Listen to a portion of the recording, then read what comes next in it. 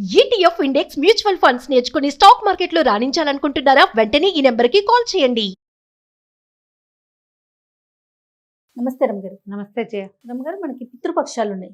8వ తారీఖు నుంచి ఉన్నట్లున్నాయి కదండి. పితృపక్షాలకి ఏం చేయాలి, అసలు పితృపక్షాలు అంటే ఏంటి ఒక్కసారి? లోక్ సామాన్యంగా అందరూ చేసుకునేవి కాదు, ఆ విధానం అలవాటు ఉన్న వాళ్ళు చేస్తారు. ఓకే, ఎవరైనా చేసుకోగలిగే ఒక వ్యవహారం ఇందులో ఉంది, అది కూడా చెప్దాం. ఇప్పుడు ఈ పౌర్ణమి నుంచి, అంటే భాద్రపద శుద్ధ పౌర్ణమి, దాన్నే మహాలయ పౌర్ణమి అని కూడా అంటారు. దాని పక్క నుంచి మహాలయ పక్షాలు, మహాలయ పక్షాలు అంటారు. మహాలయ పక్షము, పక్షం అంటే 15 రోజులు.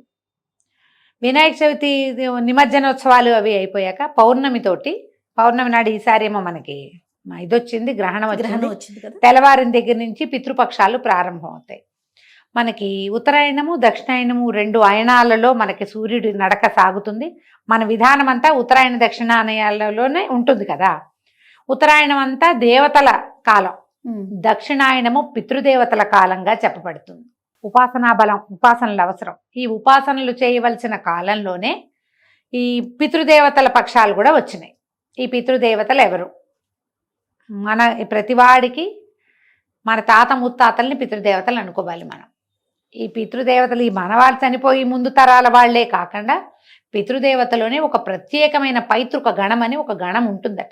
దాని ఆధ్వర్యంలో ఈ చనిపోయిన వాళ్ళ యొక్క ఇది అంతా అక్కడ నడుస్తూ ఉంటుంది. హిందూ ధర్మ విధానం ప్రకారము చనిపోయిన ప్రతి మానవుడు ఇంకొక చోట జన్మిస్తాడు. జనన మరణ చక్రం నడుస్తూ ఉంటుంది. మనం ఈ చనిపోయిన జీవుడు ఇంకో చోట పుట్టేస్తాడు కాబట్టి ఇతనికి పితృలోకాలు లేవని మనం అనుకోవటానికి వీల్లేదు. వీళ్ళల్లో ఒక అంశ, ఈ చనిపోయిన వాళ్ళ కొంత పాటు పితృలోకాలకి చేరుతుంది. ఈ వంశంలో తర్వాత తరంలో పిల్లలు పుట్టినప్పుడు, మగపిల్లలు పుట్టినప్పుడు, అంటే వీళ్ళకి పితృకార్యాలు చేయగలిగే వాళ్ళు పుట్టినప్పుడు ముందు తరాల వాళ్ళకి అక్కడి నుంచి విముక్తి లభిస్తుందని చెప్తారు. ఒక పితరులు అలా వేచి ఉంటారు అక్కడ వీళ్ళిచ్చే నీళ్ల కోసం. ఓకే, అందుకని కుమారులు కావాల్సిందేనని ఒక ఒక పిచ్చి ధోరణిగా ఉంటారు ప్రజలు. ఎవరైనా ఇది వరకు ఉండేవాళ్ళం. ఒకవేళ కుమారులు లేని వాళ్ళు భార్యల వల్ల సంతానాన్ని పొందైనా వాళ్ళని క్షేత్రజులుగా గణించవచ్చని కూడా మన విధానంలో ఉంది. క్షేత్రజులుగా పుట్టిన వాళ్ళే పాండవులు. పాండురాజు సంతానం కాదు కదా వాళ్ళు. వాళ్ళ వల్ల పాండురాజుకి విముక్తి లభించింది. ఇలా కూడా కుదరలేదు, దత్తత తీసుకోవచ్చు, అదొక విధానం. అలా కూడా కుదరలేదు, కుమార్తెలే కలిగారు. కుమార్తె యొక్క కుమారుడు దౌహిత్రుడికి కూడా ఈ అధికారం ఉంటుంది. ఇట్లా మనకి ఏంటంటే ఈ పితరులకి నీరివ్వటం అనేది ఒక విధానము, ఆచారంగా మనకి కొన్ని వందల తరాలుగా ఇది నడుస్తూనే ఉంది. ఈ సంవత్సరం అంతా పితృదేవతలకి ఇవ్వవలసిన విధులు ఉన్నాయి మనకి. ఎప్పుడు ప్రతి నెల అమావాస్య నాడు, పౌర్ణమి నాడు, అమావాస్య నాడు, తర్వాత ఏమో సంక్రమణం నాడు సూర్యుడు సంక్రమణం చెందుతాడు. ప్రతి నెల రాసులు మారుతూ ఉంటాడు కదా. ఆయన సంక్రమణ వేళల్లో కూడా మనము పితృదేవతలకి మన నీళ్లు విడవచ్చు. తర్పణాలు విడిస్తే అవి వాళ్ళకి చెందుతాయి. ప్రతి నెల 3 సార్లు 3 రోజులు ఇవి వచ్చినప్పటికీ ప్రత్యేకంగా ఈ 15 రోజులు ఎందుకు పెట్టారంటే ఇవేమీ చేయలేని వాడు ఈ 15 రోజుల్లో అయినా చేస్తాడేమో, ఆ రకంగా అయినా పితృగణాలకి నీరందుతుంది. ఈ విధానాన్ని ప్రవేశపెట్టారు. అయితే తొలి రోజు మొదలు పెట్టుకుని పాడ్యం నుంచి అమావాస్య దాకా ఈ 15 రోజులు, 14 రోజులు మొదటివి, 1, 2, 3, 4 ఉన్నాయి కదా తిథులు. ఈ 14 తిథుల్లో ఆయా తిథుల్లో మరణించిన వాళ్ళకి ఆ రోజున మహాలయం కూడా పెట్టాలి. అంటే మామూలుగా వాళ్ళు ఎప్పుడో ఏ ఉగాది పండగ తర్వాత లేదా దీపావళి పండగ తర్వాత పోయారు. ఆ తిథి పిల్లలకి తెలుసు, ఆ రోజున తిథి పెట్టుకుంటారు. అయినా కూడా మహాలయ పక్షంలో వాళ్ళ తిథి వచ్చిన రోజున ఏ నవమో అష్టమో పంచమో ఉంటుందిగా, పంచమి నాడు మహాలయం పెట్టాలి. అంటే ప్రతిసారి శ్రాద్ధ విధి 2 సార్లు చేయాలి. శ్రాద్ధ విధులు నిర్వహించే వాళ్ళు ఎవరైతే నియమంగా నిర్వహిస్తారో వాళ్ళు. ఒకవేళ అలాంటిది లేదు, మనకి వీళ్ళకి శ్రాద్ధ విధులు తెలియవు, ఆ తర్వాత ఏమో తిథే తెలీదు, కొన్ని జాతుల్లో తెలియదు కదా. ఈ తెలియని వాళ్ళు ఏం చెయ్యొచ్చు, సంవత్సరంలో 2 సార్లు ఈ విధులు నిర్వహించేందుకు అవకాశం పెట్టారు.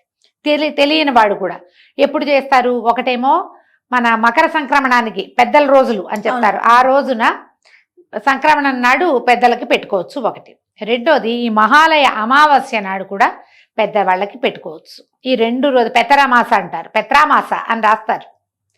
పితృ అమావాస్య, ఓకే. పితరామాస అంటారు. ఈ 2 రోజుల్లో ఎప్పుడైనా సరే పెద్దవాళ్ళని తలుచుకుని వాళ్ళ కోసం వాళ్ళ విధానాన్ని బట్టి తర్పణాలు, నువ్వులు పట్టుకుని నువ్వులతోటి నీళ్లు విడిచిపెడతారా, ఎక్కడైనా నదికి వెళ్ళి నదిలో తర్పణం విడిచిపెడతారా, లేకపోతే బ్రాహ్మణులకు ఎవరికైనా మోయని ఇవ్వటము, ఆ తర్వాత పొత్తర్లు ఇవ్వటము, మన స్వయం పాకం ఇవ్వటము, ఇలాంటి ఏ విధానాన్ని మీ ఇళ్లలో అవలంబించే పద్ధతి ఉంటుందో, మీ సమూహంలో ఏం చేస్తారో ఆ పద్ధతి ప్రకారం ఈ రోజున చేసుకోవచ్చు. దీనివల్ల మన ముందు పితరులైనటువంటి మరణించిన తండ్రి గారు కానీ, మరణించిన తండ్రి కానీ, తాత కానీ, ముత్తాతకి కానీ ఇవి ఇవ్వడం వల్ల, వారి పేరుతోటి ఇవ్వడం వల్ల మనకి తర్వాత తరాల్లో సంతానాలు కలుగుతాయి. మన తర్వాత తరాల మీద, మన జనరేషన్స్ మీద పితృదేవతల అనుగ్రహం ఉంటుంది. ఈ పితృదేవతల తాలూకు శాపాల వల్ల, వాళ్ళకి నీళ్లు ఏమి ఇవ్వకపోవటం వల్ల, వాళ్ళని తలుచుకోకపోవటం వల్ల తర్వాత జనరేషన్స్లో అనారోగ్యాలు, సంతానం కలక్కపోవటము, సంతానం ఎక్కి రాకపోవటము లాంటి సమస్యలు ఉండొచ్చు. ఇవాళ రేపు పితృదోషాలు అనే వాక్యాలు బాగా వింటున్నాం. పితృదోషాలు ఎప్పుడూ ఉన్నాయి, ఇప్పుడు తెలుసుకుంటున్నారు బాగా. పితృదోషం ఉంది అంటే అదేదో ఊరెళ్ళి పూజ చేయాలి, ఇదేదో ఊరెళ్ళి పూజ చేసుకోవాలి, అక్కడంత ఖర్చు పెట్టాలి, గైకెళ్ళి శ్రార్థం చేయాలి, బోల్డని చెప్తారు. అవన్నీ చేయగలిగితే చేసుకోవటం. లేకపోతే మీరు అమావాస్య నాడు కనుక మీ మరణించిన తండ్రులకి, తాతగారు అమావాస్య మరణిస్తే తండ్రి గారు చేయాలి. తండ్రి ఉంటే కుమారులు తాతగారికి నీళ్ళు ఇస్తాం లాంటివి అనకూడదు. తండ్రులు ఉన్న వాళ్ళెవ్వరికీ ఈ పితృదేవతారాధనకి అవకాశం లేదు, అర్హత లేదు. తండ్రికి తలకొరివి పెట్టిన వాళ్ళైతే గనక తండ్రికి, తాతగారికి, ముత్తాతగారికి 3 పేర్లు చెప్పి ఈ నీరు ఇవ్వవచ్చు. దీనికి ఏంటంటే ఎవరిదైనా ఖచ్చితంగా బ్రాహ్మణుల సహాయం కావాలి. వారి సహాయంతో తండ్రి గారి పేరు, తాతగారి పేరు, ముత్తాతగారి పేరు చెప్పి వాడి గోత్రనామాలతోటి వాళ్ళకి పిండ ప్రదానం చేయొచ్చు. ఒకవేళ పిండ ప్రదానం లాంటి పెద్ద పనులు కుదరకపోతే నీళ్లు వదిలిపెట్టచ్చు. అది కూడా కుదరకపోతే ముందు మనం చెప్పుకున్నట్టుగానే పొత్తర్లు ఇవ్వటమో, స్వయం పాకం ఇవ్వటమో చేయొచ్చు. ఒకవేళ ఆడపిల్లలే ఉన్నారు, పిల్లలకి చేత అవి చేయించలేరు మీరు. మా నాన్నగారు పోయారండి, మా నాన్నకి మరి లభించవు కదా, కొడుకులు లేరు, మేము ఎట్లా పెట్టాలి అని ఆడపిల్లలు చాలామంది చాలా ఆస్థతోటి ఉంటారు. పాపం తండ్రి చదువు చెప్పిస్తారు, పెళ్ళిళ్ళు చేస్తారు, లక్షణమైన సంబంధాలు చూసి పురుళ్ళు పోస్తారు, తల్లిదండ్రి గతిస్తారు, లేదా తండ్రే గతిస్తారు, తల్లి ఉంటుంది. వీళ్ళకి ఏం చెయ్యలేదన్న బాధగా ఉంటుంది. ఇవి వింటూ ఉంటే బాధగా ఉంటుంది, అయ్యో మా నాన్నకి ఏమీ లభించట్లేదే అని. ఏం పర్వాలేదమ్మా, మీరు కూడా మీ నాన్నగారి గోత్రనామాలు చెప్పి ఎవరికైనా మీరు స్వయం పాకం ఇచ్చినా కూడా పనికొస్తుంది. మీ కుమారులు పెద్దవాళ్ళు అయ్యాక ఏ కాశీకో గయకో ఎక్కడికైనా వెళ్ళినప్పుడు తాతగారి పేరుతోటి తర్పణాలు విడిపిస్తే సింపులే, అదేం పెద్ద వ్యవహారం ఏం కాదు, చేయొచ్చు. అట్లా ఎవరైనా ఇది చేయొచ్చు. ఓకే. ఇది ఏంటంటే ఇది పండగ అని కాదు, పితృకార్యం అనేది ఏంటంటే ఇది ఒక ప్రత్యేకమైన విషయం. మనకి భారతీయులకి చాలా కర్మ సిద్ధాంతాన్ని నమ్ముతాం మనం. కర్మ సిద్ధాంతాలతో పాటుగా 3 రుణాలు ప్రతివాడు తీర్చుకోవాలి. దేవరుణం, ఋషి రుణం, పితృరుణం. ఈ 3 రుణాలు తీర్చుకోవాలి. దేవరుణ, ఋషి రుణాలు తీరుతూ ఉంటాయి.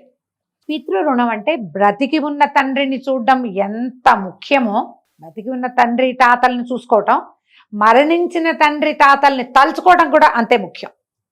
వాళ్ళు లేరు కాబట్టి మేమేం చెయ్యం అని అనుకోవద్దు. మీ నాన్నగారి పేరు మీద ఎవరికైనా ఒక వస్త్రం ఇవ్వండి, నాన్నగారి పేరు మీద ఒక ముద్ద అన్నం పెట్టండి, ఎవరికైనా ఒక 10 రూపాయలు ఇవ్వండి, కూరలు కొనిపెట్టండి, కనీసం కూరగాయలు అవి చేసినా తండ్రి గారికి రుణం తీర్చుకున్నట్టే.